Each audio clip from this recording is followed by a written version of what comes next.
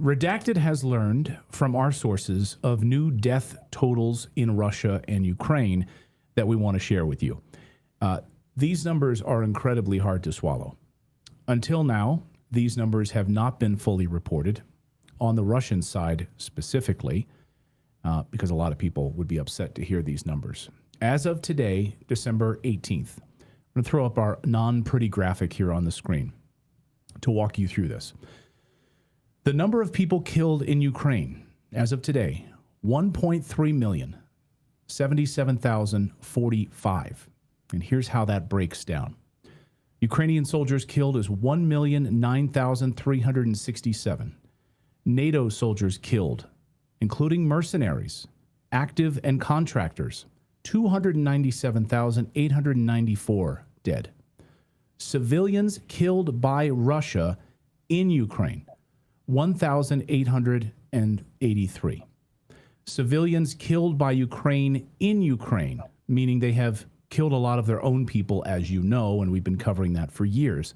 That number is 67,901. 19,149 missing civilians.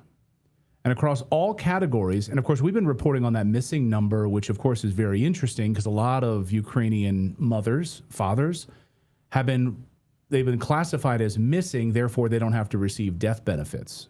And that's how that works in Ukraine. So that number is very high on the missing side, probably dead, unfortunately. Specifically on the civilian side, but on the soldier side too, the missing. Across all categories, that number is 2.3 million people dead in Ukraine, captured, missing, or injured in Ukraine. Now to the Russian side. 642,014 Russians have been killed. Of that number, 182,042 of them are contracted military or mercenaries. The number of Russian civilians killed by Ukraine is 51,874. Can I ask, are we considering Russians part of the annexed Russia? People who voted to be Russians but were formerly thought to be Ukrainians? Do we know? Maybe we don't know. That's a good question. Of the civilians killed by Ukraine in Ukraine, that number that we showed you earlier of the 67,000, a large portion of those, of course, former Eastern Ukraine. Okay. So to be clear, but I'll get some more distinction on that. The number of Russian civilians injured by Ukraine is 77,411. The number of Russian civilians killed by Russia, 21. The number of Russian civilians killed by Russia, 21. The total, 642,000 killed and 429,000 injured. That number total on the Russian side is 1,076,821. We've also learned that Russia has covertly tested 3 new weapon systems over the past 28 days. 2 of them are complete game changers. This is making the deep state very nervous, as you can imagine, inside of NATO. These haven't been made public yet by President Putin, which he normally does, but these 3 are still being kept quiet. Here's one that isn't being kept secret. Russian President Putin just rolled out their most advanced hypersonic missiles to date, missiles that no one can shoot down unless we're totally wrong about that. We'll get some clarity from Colonel McGregor in a moment on that. This would make NATO really look like a nursery school class with these hypersonic missiles.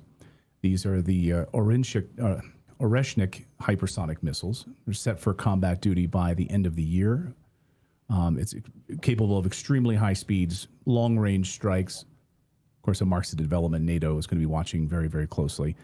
And yet European leaders have some sort of a suicide wish. I mean, you saw all those horrible numbers that we just showed you. They want to be a part of it, I guess. They want to be a part of the death and destruction in the European Union and in the UK, preparing to go to war with Russia directly. German Chancellor Merz said yesterday they are ready to draft young men to war if they can't reach their volunteer numbers. Yes, compulsory service to fight Russia. The UK is telling its populace that they need to get ready to sacrifice their sons and daughters. Watch. Sons and daughters, colleagues, veterans will all have a part to play, to build, to serve, and if necessary, to fight. And more families will know what sacrifice for our nation means. That's why it's so important that we do explain the changing threat and the need to stay ahead of it. As I've said, I'm clear that the country's first line of defense is the armed forces. We need to be ready to deter, fight, and win today and tomorrow. Yeah. The